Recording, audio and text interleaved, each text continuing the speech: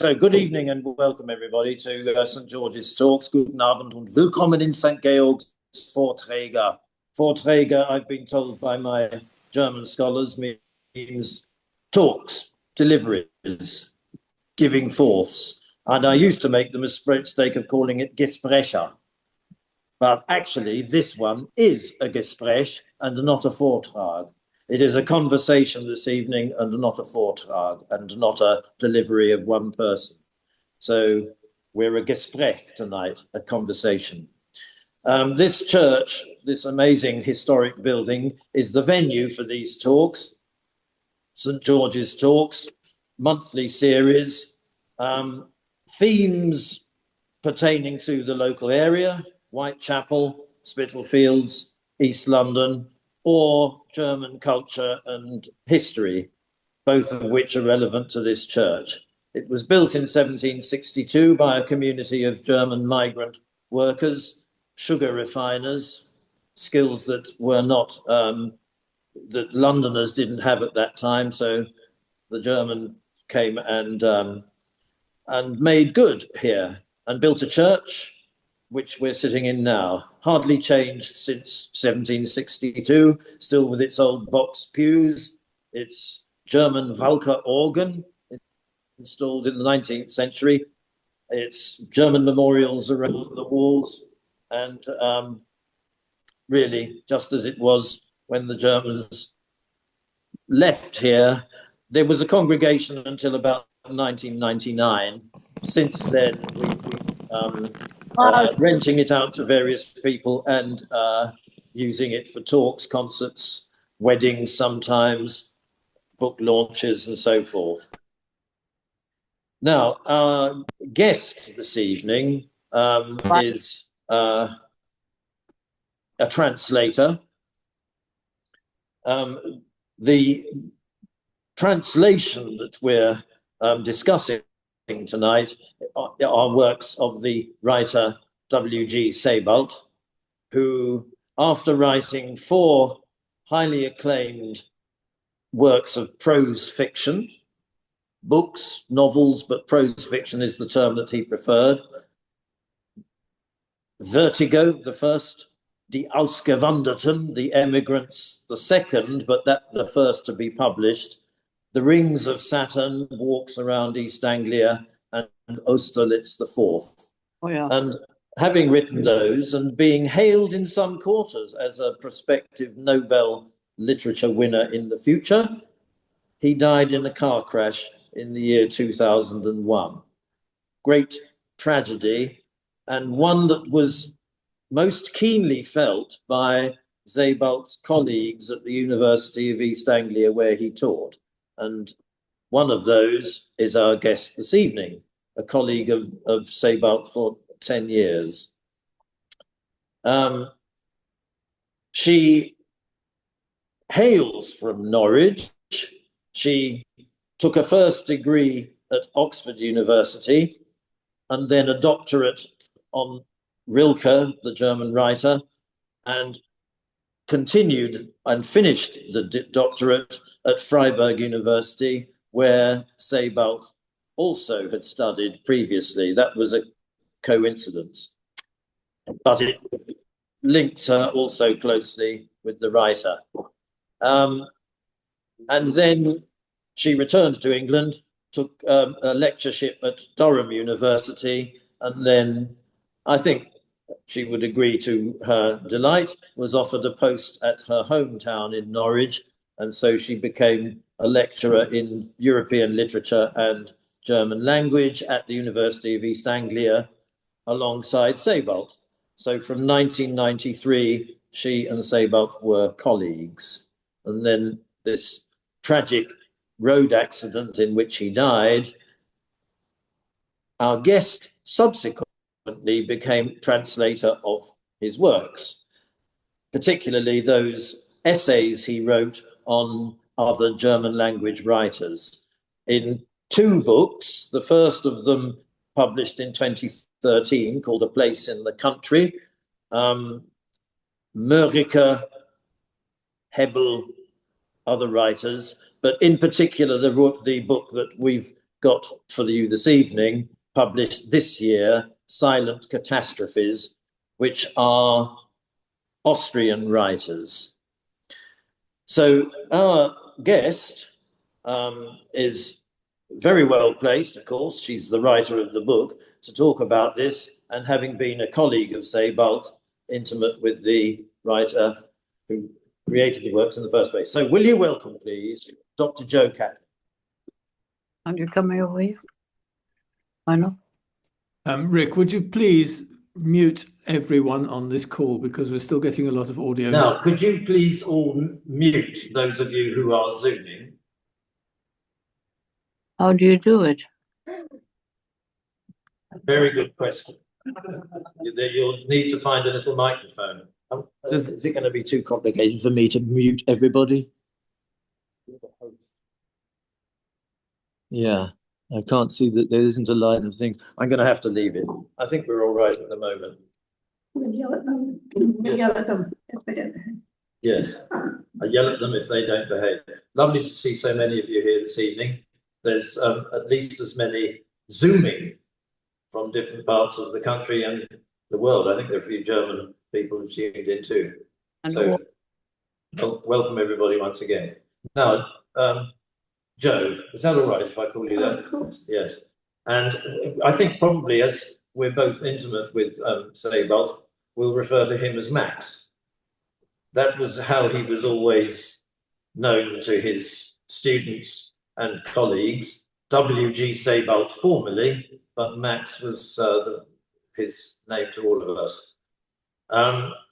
Now, it's in a way quite unusual, I think, for a translator to have known very well the person that they are translating.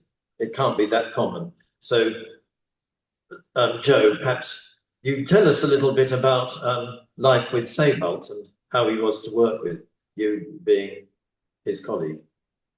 Thank you, and thank you for the invitation. I'm very sorry I couldn't make it in May.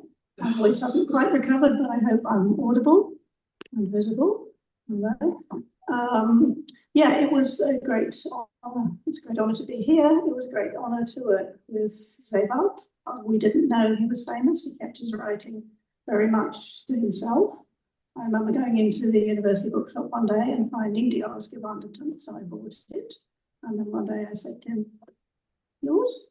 I read your book." And I went, "Yeah." That was it. So that was quite typical, sort of, you didn't need Isn't that amazing? to say very much. You could just. So none of you had any idea that he was carving out a second career writing books by twilight? No, this was the German section in the School of European Studies. It wasn't creative writing in the School of English and American Studies, which of course we later joined as the market among undergraduates for German degrees, and in particular German literature, which we were always defending against all comers, from the linguists, from the media studies people. You haven't got any students.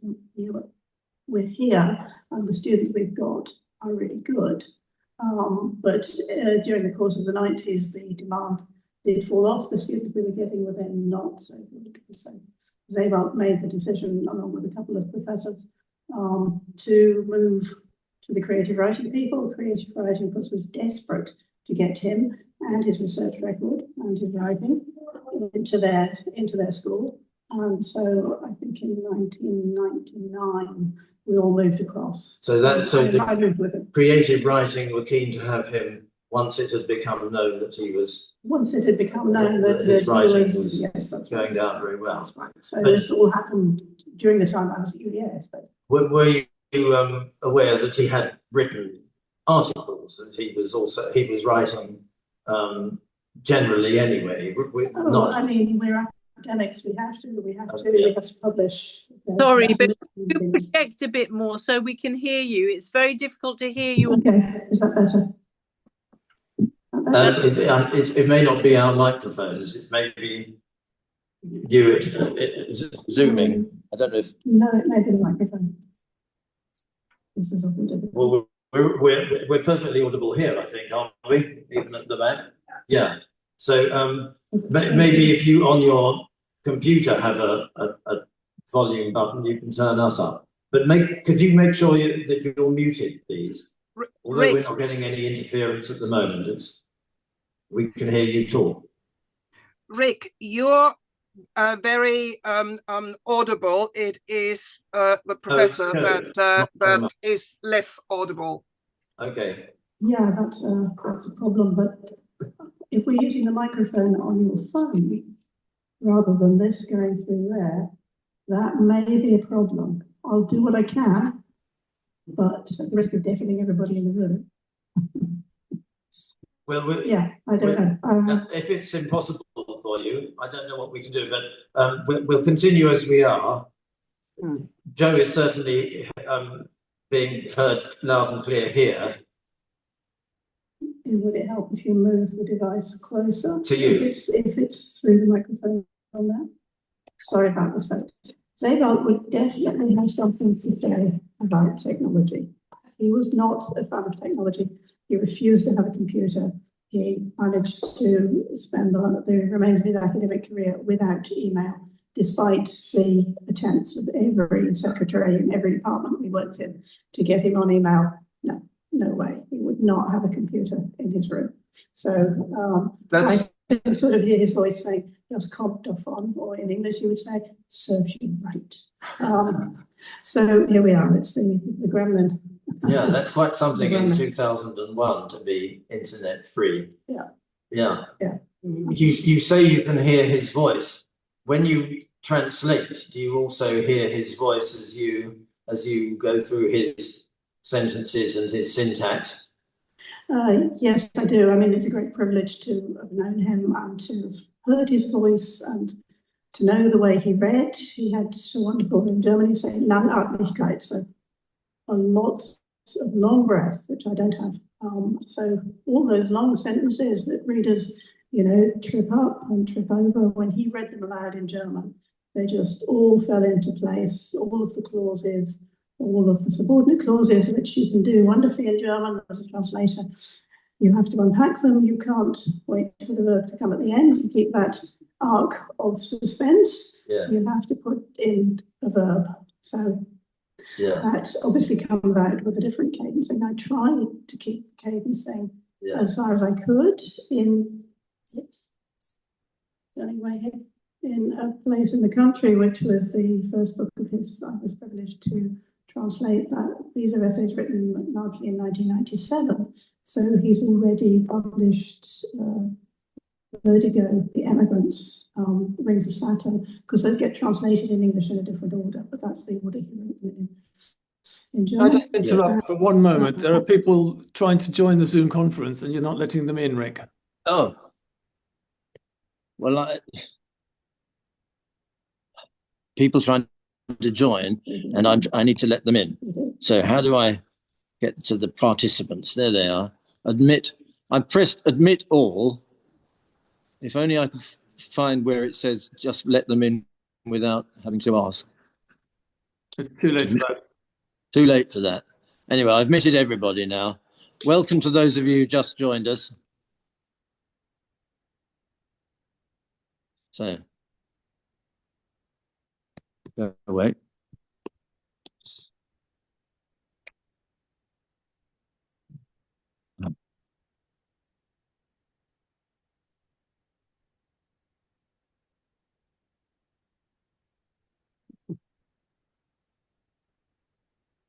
Where do we get back to the screen again?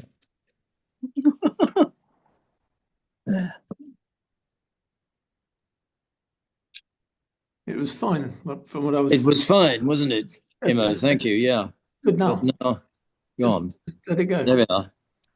There's us. You see us now? Yeah. Okay.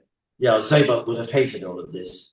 He liked to mark in pencil down and sharpen down to the tips, keeping account of every single bit of lead that he possessed. You need to twist the screen a bit. Kept in, because you're not in you. There we are. Okay. And being out without. As well. Yeah, I'm closer now. Hogging the screen here as well. So I'll turn it a little bit more, or we can move closer together. whatever. Like they do Whatever. on breakfast TV. They sit very close on the sofa. This wasn't supposed to be a performance. I made that quite clear, but it wasn't. So, Okay. Sebald and his voice. Technology, Sebald voice. Yeah. Yes, I mean, I don't know if you've ever heard any recordings of his interviews at all, or some on YouTube you can find. And he had this wonderfully resonant voice. He kept his Bavarian accent, even in English, or Bavarian accent, Allgäu accent, so Yes. the southern accent, and beautiful voice. The students were always spellbound, which perhaps Rick can attest to, because you were taught by him, or you knew him at uni. I was a student of Sebald's from 1976 until 1980. He was my tutor, and his voice I can still hear now, a soft Bavarian accent, rolled R's, very gentle German sound, not Prussian, not the sort of hard Germanic of caricature, maybe. Definitely not. Sebald's voice was charming, beautiful on the ear, and very interesting what you say about the sentences, because when people first read Sebald, they're amazed that the paragraphs go on and on and on forever. There don't seem to be any breaks. And yet, when you hear it read by Sebald, not that I ever have actually, but you can see when a German with the right sort of intonation and phrasing and rhythm reads, then it does fall into place. But that is something of a shock to people when they first encounter the writing, these long sentences and paragraphs of the German syntax. It reminds me of the famous joke about nationalities telling jokes to each other, and the Germans, none of them are laughing. Why aren't they laughing? They're waiting for the verb to come at the end of the sentence.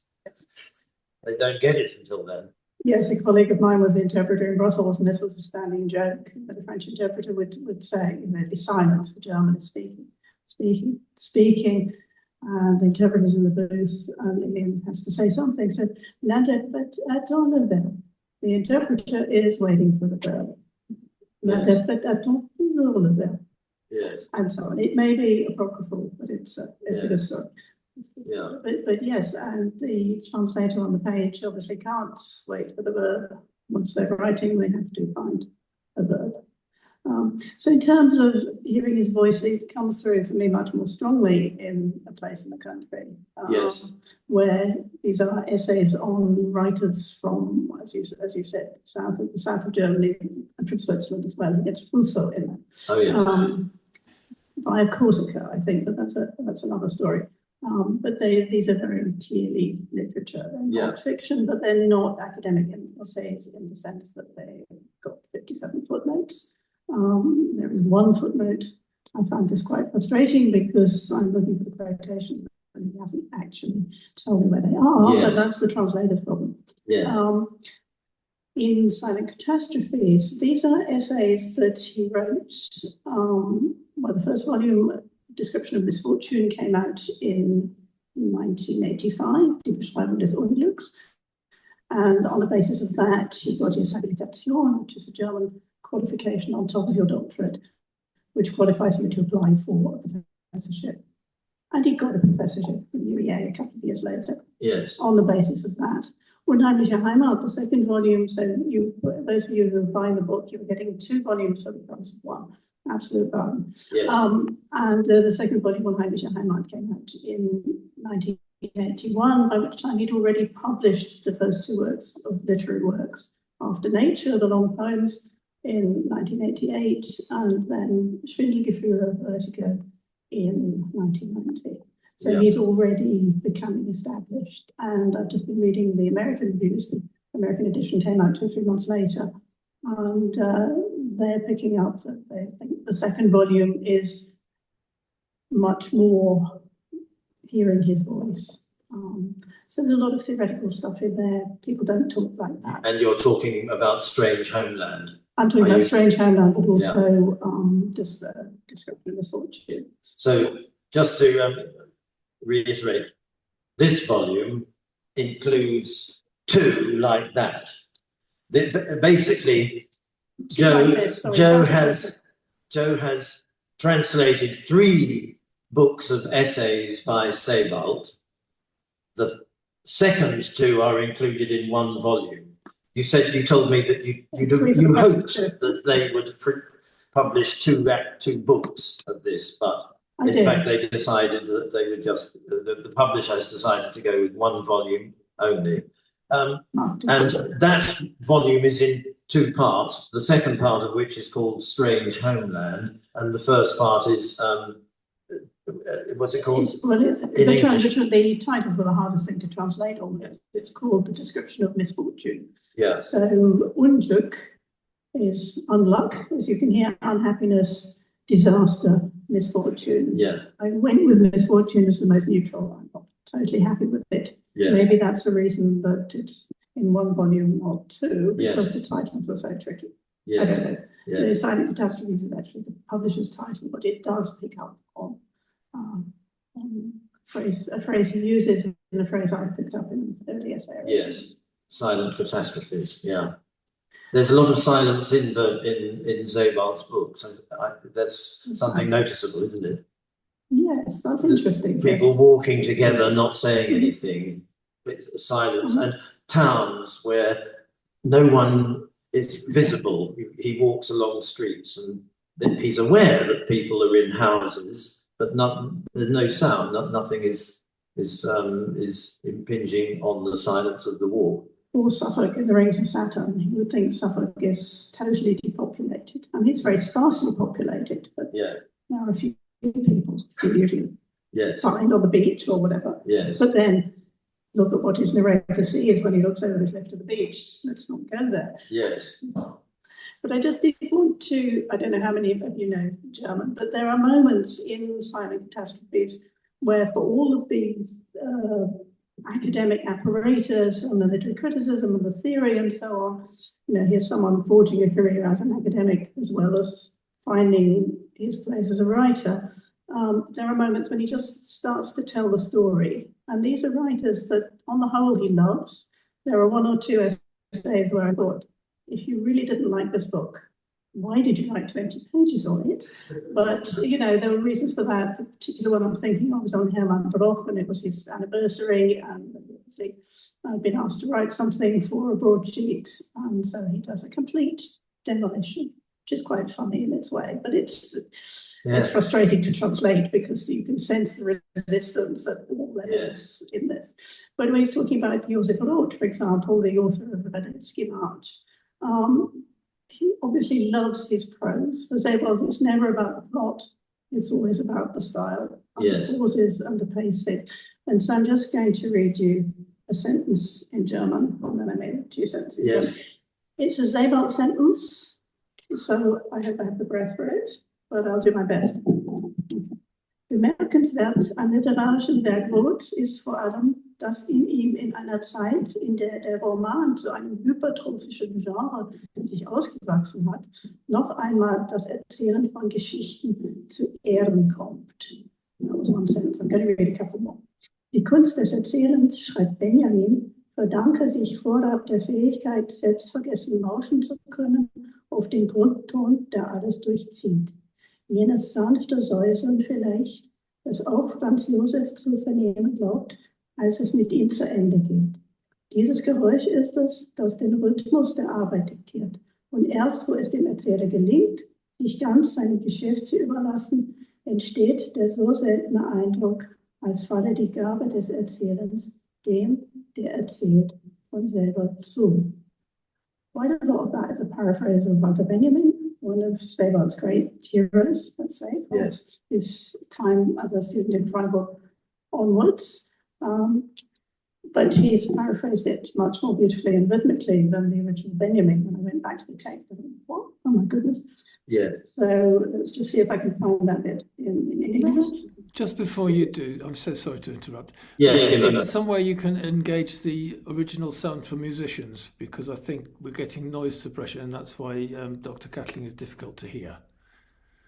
Can you select original sound for musicians on? Original sound for musician. I don't know how I'm going to do that. What there are you hearing? Is there anybody in the room who knows how to use Zoom on the phone? I think, are we all right at the moment or not? Well, it's a bit difficult to hear, particularly when Dr. Catling is reading in German. It's almost impossible to understand. So Yeah. Also, some people have dropped off the call and maybe trying to get back in.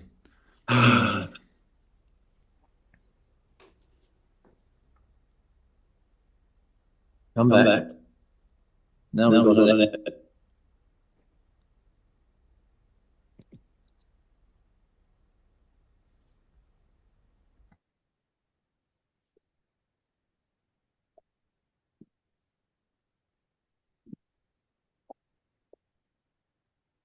I just noticed it saying low battery. Now, I don't know. Let me just see if I can get that up there.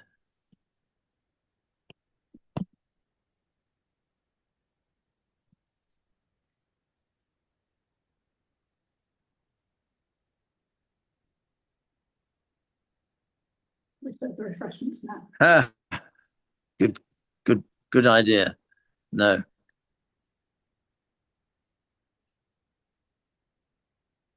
Well, I hope you've all absorbed that bit of German and you're translating it for them. Well, Imo, I think we just have to continue. Sorry about that. All right, Doctor. No, we can't see you there. There we are. So there's. Don't go away. Oh no. You just turn the camera back on, please. It's all very.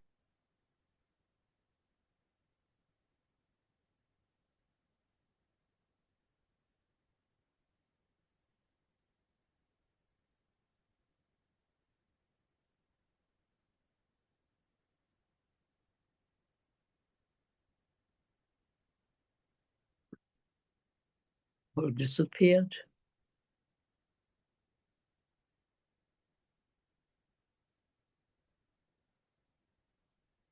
We've lost the camera. We've lost more than that. Rick has disconnected himself from the call. Oh.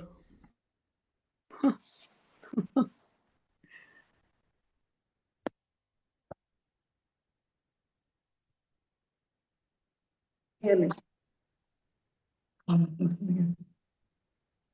We'll just wait a minute.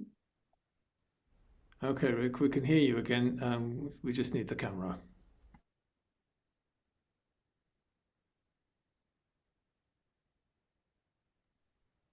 Right. Yep, you're back in the room. Now we're back here. So Jo is just going to read the translation of what the original had written just now. So, well, if I can do this over the microphone. One of the most striking features of Josef Falk's work is the way that, at a time when the novel was developing into a hypertrophic genre, it restores storytelling to its rightful place. The art of storytelling, Benjamin writes, derives primarily from the ability to listen in a state of self-forgetfulness to the ground note which runs through everything. Perhaps that gentle whispering which Franz Josef too believes he can hear as he meets his end. This is the sound which dictates the rhythm of work, and only when the storyteller succeeds in becoming completely absorbed in his task does the strange impression arise that the gift of storytelling comes to him all by itself. And he goes on for a couple of pages talking about a lot of Josef Falk's works. Yeah. And it's very beautiful. And there are lots of moments like these, sort of embedded somehow in this theoretical essays, where his narrative instinct, which obviously he's just developing when he's writing these essays, takes over. Yeah. It just kind of gets into the flow, and those are the moments where I hear the voice. Yes. The best known writer in the book is Kafka, and Sebald's writing about Kafka is very poetic and beautiful too. Two chapters are Kafka's. The death motif in the castle is one of them, and death, of course, is where some of this begins. Sebald's untimely death in 2001, and in much of his writing there are premonitions of disaster, tragedy, and death. And how easy was that to translate from his views on Kafka? Well, the first thing to say is confession that I didn't translate those two essays because he wrote them first in English and then wrote a German version for each of the two volumes. And so I had a discussion with the publisher along the lines of, wouldn't you like to hear Sebald's English? And I went, oh yeah, we would actually. And so I found the journals they were edited in. These are the two earliest essays in the book. They're from the early 1970s. So when he's really just a baby academic starting out, and he was very precocious as an academic, very productive, and very sure of himself, also very concerned to make his own way, to petit bourgeois wherever he could, so to upset apple carts wherever possible. And he's not living in Germany, so he's a bit freed from what he sees as the constraints of Germanistik, the discipline of German studies in Germany, which in his view, when he was a student in Freiburg, was still tainted by the Third Reich, by the era of Heidegger, who had been rector at Freiburg. He didn't stay very long at Freiburg. He moved to Switzerland and then to Manchester, in fact, and didn't really spend much time back there since. So these two essays, along with the essay on Thomas Bernhard, which when I was working in the archives in Marbach and Neckar, the Deutsches Literaturarchiv, the German National Archives, Literary Archives, which is where his papers are kept. In the folder of these essays, I found one on Bernhard. It's in English. So I decided, or in consultation with the publishers, I decided that we would publish that in English for the first time. It was, I think, a conference paper, which he then added footnotes to. So it makes those English essays make for a slightly clunky critical apparatus of my own in the book. I'm sorry about that, but for the scholarly audience, it was important to me anyway to get those in there. My copy editor and I found a way through. How did he feel about being translated? I mean, I understand he was quite particular, and he would read very closely what his translators wrote. Obviously not you, because you translate his works after he died. That's right, and probably if he was still with us, I probably wouldn't be his translator, or he might not have wanted his translator. I don't know. Certainly, he has a reputation of being tough on his translators. That's because his English was so wonderful. He had an absolute idea for his literary works of the style that he wanted to convey. And I think he agreed with Michael Hulse, his first translator. And Sebald it started off the other way around. Sebald had translated some poems of Hulse's for a German journal. And then they met and got on. Also the poet, and Sebald thought that it would be good to be translated by a poet because they have that sense of style. And I think they agreed that Hulse would kind of do a draft and Sebald would look through it. And then it just seemed to become more and more arduous. Hulse is the translator of Vertigo. He's the translation of the Emigrants, first of all, which is what really launched Spain in the English-speaking world. And of Wings of Saturn, and then of Vertigo, which was the first work of prose fiction he published in German, but the third to be translated after publishers have seen that there's something here. And there's possibly a bit of a battle of egos going on there, as to whose text are we going to have? Which I can understand. So, how did this concern for his translators show itself with you? Were you conscious of him criticizing Hulse's works?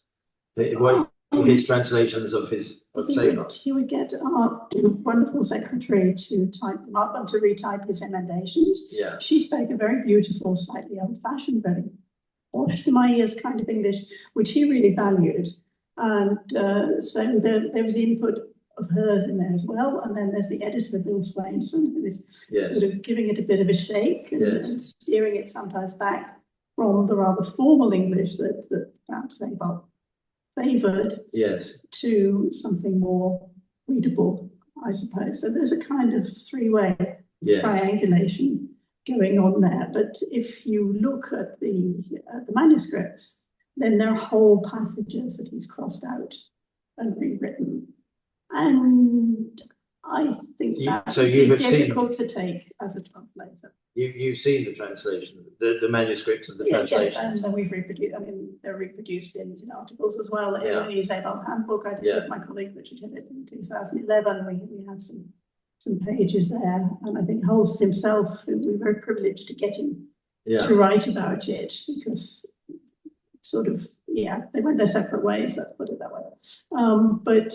Yes, so those are visible. And I remember Sebald talking about it and saying, I think in jest, I don't know, I wish you could translate it. And I said, you're my boss, you've got to be kidding. Yes. But we could talk about it. I've seen what you've done to your translator. So maybe not. Of course, I regret that now. Yeah, but he expressed that wish that you should translate his work. Well, that's flattering. Yeah, well, I mean, whether it was meant for me personally or just a moment of frustration and back and forth, I don't know, but yes, someone like that. So, of course, I wanted to ask him, and of course, I tried to second guess, but you've never second guess. The amazing thing about Sebald is that he is better known in translation than he is in his original language. He's much more widely read in the English-speaking world than he is in Germany. Am I true? Am I right in saying that? Publishing numbers because of the American market, the Anglophone market across the world. Of course, that's numerically going to be true, but also Susan Sontag then did him a huge service, or maybe disservice, in reviewing in such glowing terms. Is literary greatness still possible? Yeah. I mean, what an accolade. Of course. And so then Anthea Bell then translated the next 3 volumes. So Austerlitz, and then the essays Luftkrieger Literatur. Yeah. And the volume of essays Campo Santo, which came out posthumously. Is there still some resistance to his reputation in Germany? Any Germans in the room? Yes. Tell me. What do you think? Well, how aware are you of Sebald as a writer in the... I actually, well, I've been living for 15 years, so I just came from Sebald when I lived in the UK.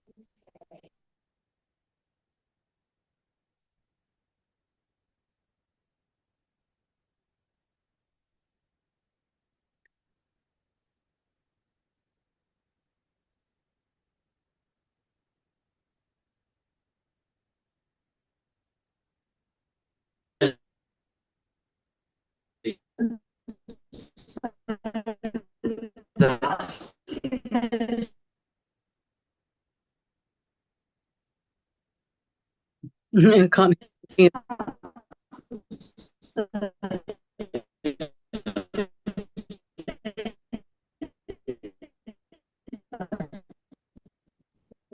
Maria-Louise Heinecker has started to present a whiteboard. Can you please stop doing that? Thank you.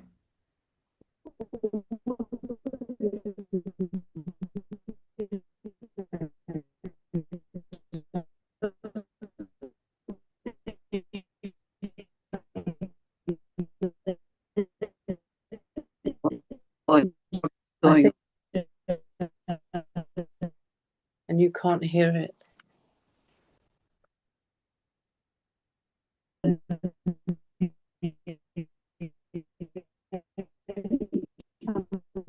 Back reluctantly and isn't very polite about Germany at all.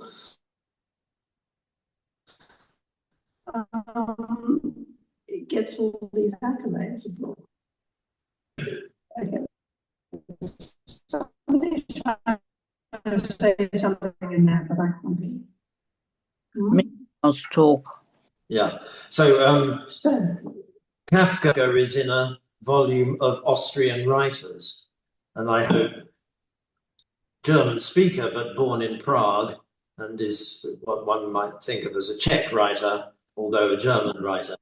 It's on the German writer Rilke. Well, Yeah. of course, Rilke is no more German than Kafka, and no more Czech. Yeah. So there's this thing called the Austro-Hungarian Empire Yes. that they were both born into, because Prague were the Crown lands, so part of the Austro-Hungarian Empire, which of course all fell apart in 1918. Yes. Rilke certainly found himself much to his bewilderment with a Czech passport after being stateless for a year or so. Yes. And ended up in Switzerland, never darkened the doors of either the Czech Republic or Germany again. And Kafka died in Austria. In fact, he died close to Neuburg outside Vienna. Yes. And lived in Berlin. So, of course, the Czechs want them to go to Prague, Yes. to be able to buy the books and see the exhibitions, Yes. and so on. The Austrians also want them, and I remember querying this as a student. And what? It's all German, but it's all German in the way that Joyce is English. Yeah. Yes. It's Yes, not. that's true. Well, Yeah. but Or is it? Yeah. close to Neuburg, that's also Ernst Herberg. Ernst Herberg? Indeed, it is. Yes. So that's a coincidence. And Ernst Herberg, he's not. He's the only poet in this volume, Silent Catastrophes. A poet who was confined in a mental institution from the age of 20 and never left. Although latterly he was allowed to live in an old people's home, but essentially he was incarcerated for almost his entire life. And in one of the most touching passages of Vertigo is where Sebald goes to Klosterneuburg and spends a day with Ernst Herbeck, and there are passages quoted. Ernst Herbeck writes It's really by bad. hand on the back of a postcard. I can't understand anything. England is an island unto itself. It takes a whole day to get there on the back of this thing. Sebald discusses his writing in terms of dislocation. He'll write a sentence ending in and then there's a full stop, and then begin. So everything looks very broken, but I'll leave you to continue from that point there on the subject of Herbeck. Well, Greg, could you please let the people in that are waiting to join the conference? There are still some people trying to get in. Oh. Nothing you can do. They don't know how to operate the technology. I know it's not the first time. We miss Always the same. That's the thing. He's abroad and talking to me, but I'm unable to. Not being a techie person, I'm just tapping things and nothing happens. So I've let the people in, and now I'm apologizing to the people here too. How do I get it back now? I would find this very funny. I hope. Well, yeah. He did have a wonderful sense of humour, but that is very true. Quite contrary to the kind of gloominess that he, attributes to his narrators who walk around stuff. Yeah. The cliff. In fact, himself. Admit. You're back now. I'm amazed you haven't all gone. I mean, this is horrible, really. And I think I'll just have to apologise to those. So yeah, so Sebald was fascinated by outsider figures in literature. He always takes a slightly different angle. Yes. He takes a sort of unfinished or something fragmentary, something marginal, and this is all very much kind of encapsulated, embodied, if you like, by Herbeck, who wrote under the name Alexander. Close in Klosterneuburg or in Gugging, outside Klosterneuburg, outside Vienna, there is a sort of, it's now called Centre for Art Therapy. Yeah. There was a very pioneering sort of alternative psychiatrist of the 1970s called Leo Navratil, Yes. who made a home for, they're mostly visual artists. Again, Herbeck is the only poet, and you can visit it, and the walls are completely covered with this outsider art. It's a fascinating place. Yeah. And so Herbeck is the word artist in it, if you like. Alongside the visual painter. Alongside the visual painters, Yeah. which, you know, all pretty well known if you're into outsider art. So, I mean, Jean Dubuffet wasn't there, but the kind of stuff that he was collecting, if Dubuffet is more familiar, it's that sort of very, very detailed, very visionary, hallucinatory, quite often, obsessive in all sorts of ways. And Sebald refers to this as Zustandsgebundene Kunst, condition-related art, i.e.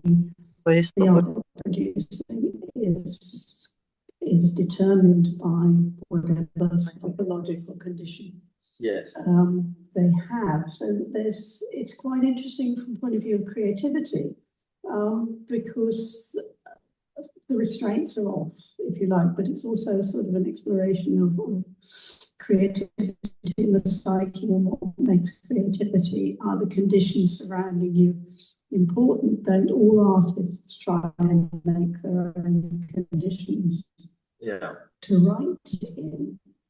And he talks about Herbeck. I won't read it all now. You're reading from Vertigo. This is Vertigo. Vertigo. Yeah. He gives a brief and very lucid summary of his life, which he also just outlined about how he was eventually committed. He was called up and discharged quite soon, and he says, Ernst Herbeck was, so to speak, discharged from his illness and allowed to move into a pensioners' home in the town, among the inmates of which he was scarcely conspicuous. And then he talks about them. Yeah. Meeting, and I'll just read. Yes.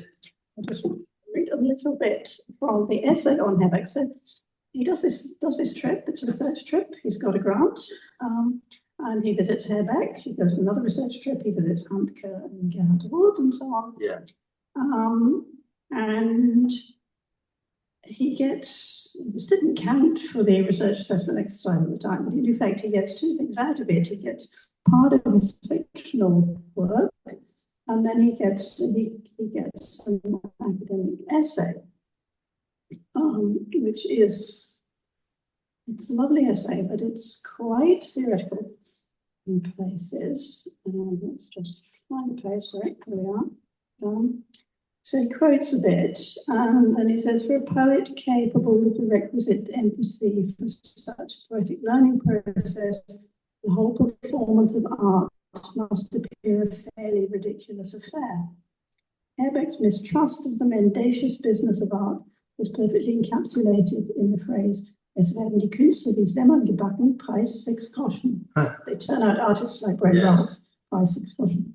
By comparison with the difficult emotional predicament of someone as exposed as Herbeck, art, and Herbeck does not accept his own, stands accused of having nothing to offer but cheap thrills.